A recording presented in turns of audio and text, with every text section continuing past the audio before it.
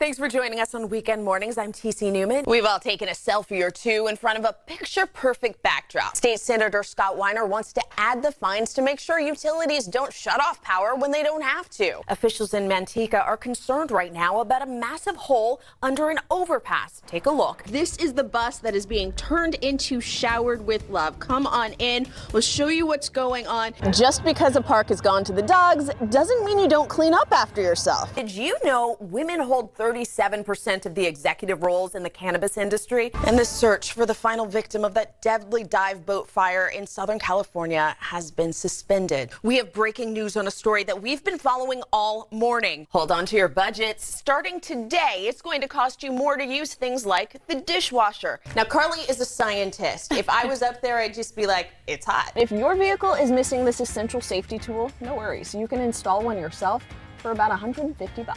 You know, there are just so many cool things to see and do in Northern California. So we're sending Kevin John out to try them all. Good morning, and thank you for joining us. I'm TC Newman. It's Sunday, September 8th, and we have a lot to talk about this morning.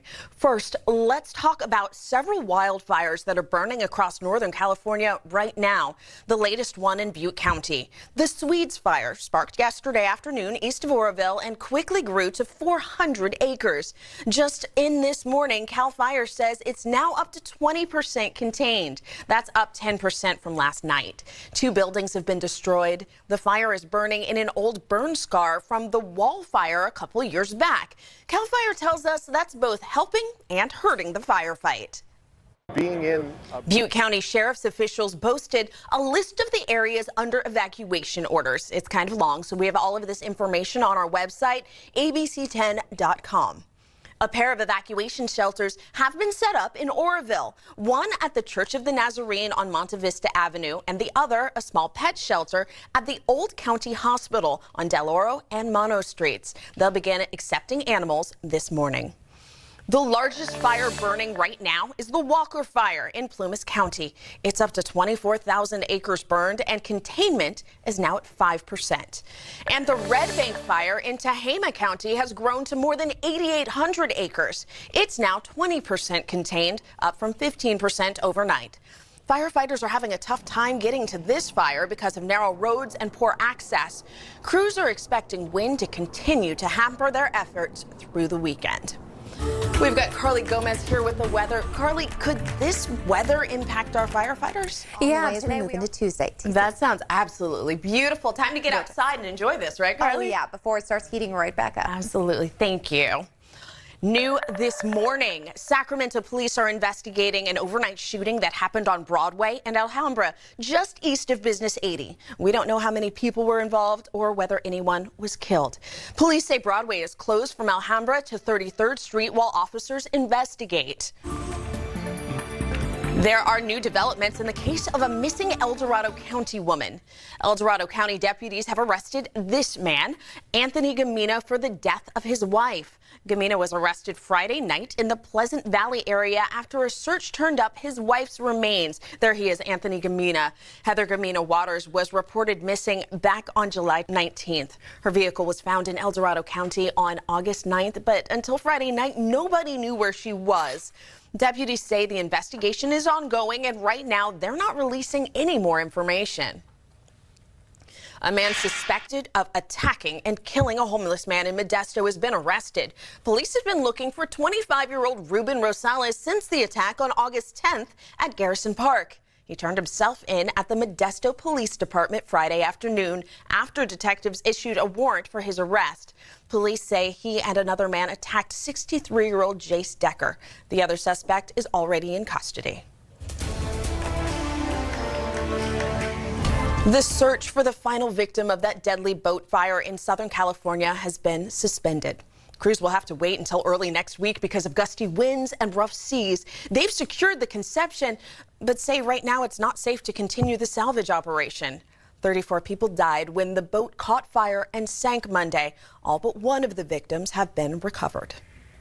And this morning, we're hearing from one of the jurors following that controversial verdict in the ghost ship fire trial. That fire killed 36 people who were partying inside an Oakland warehouse back in 2016. Earlier this week, the jury acquitted one of the two men facing charges, and the judge declared a mistrial for the other person. Dan Ashley reports. So Max Harris walks free, acquitted on all charges, but Derek Almeno will be back in court next month for a hearing to set a new trial date.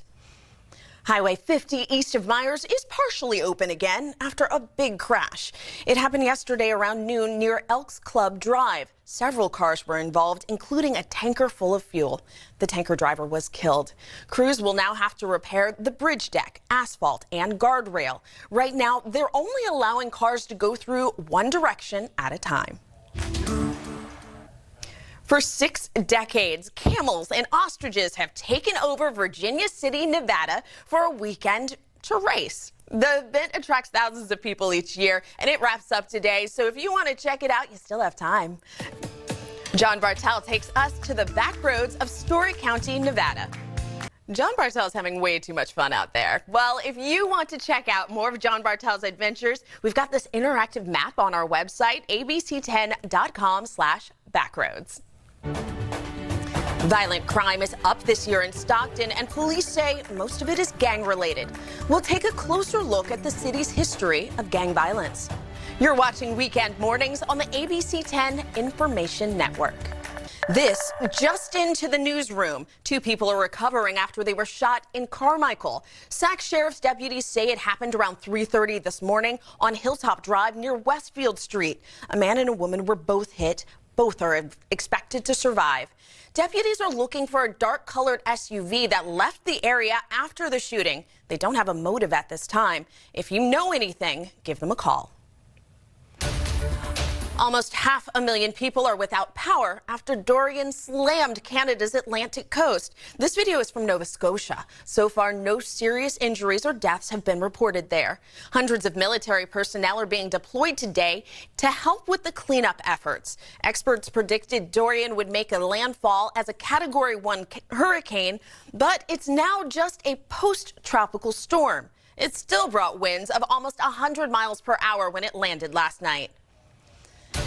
And in the Bahamas, more than 40 people are confirmed dead, with that number expected to rise in the aftermath of Dorian.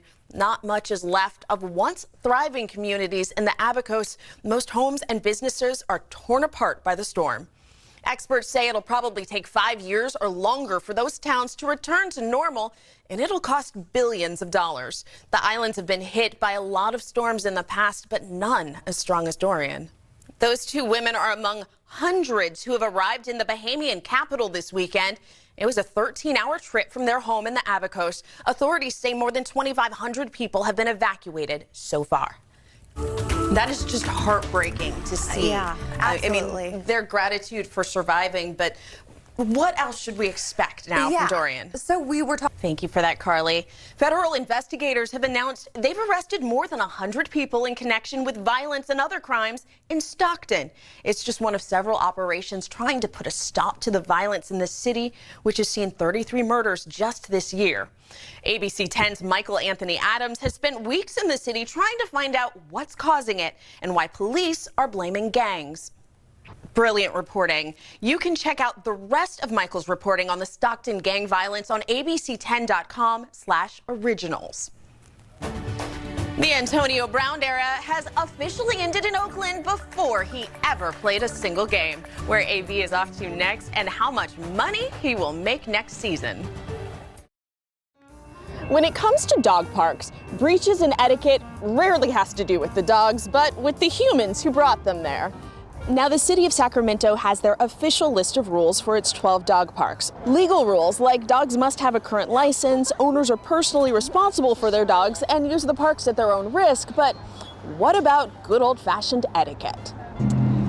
Well, the dog park is not the time to check your Twitter feed. Just like a child, you've got to watch your animal at all times. And speaking of kids, leave the little ones at home. Not all dogs do well with children, and besides, they've got playgrounds of their own. Just because a park has gone to the dogs doesn't mean you don't clean up after yourself. I mean, come on, yuck.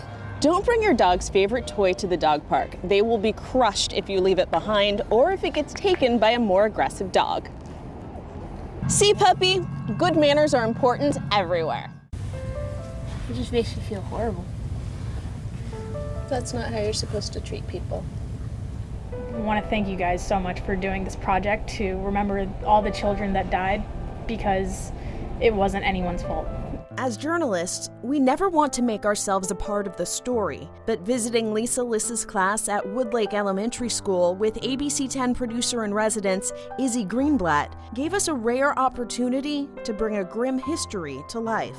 My family actually came to America because they had to escape the Holocaust. All year, Ms. Liss and her tolerance kids have been learning about Anne Frank and the Holocaust. They're nearing the completion of the Bandage Project, a tribute to the 1.5 million children who died under the Nazi regime. Children like Izzy's great-aunt, Lieselot. The Gestapo, the Nazis, came to their door and they were looking for my great-grandpa, and he was not there. So instead, to give him incentive to come back, they took my grandma's sister as a hostage.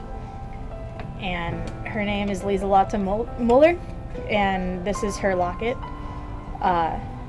And she was 8 years old. Not much younger than the kids in this class.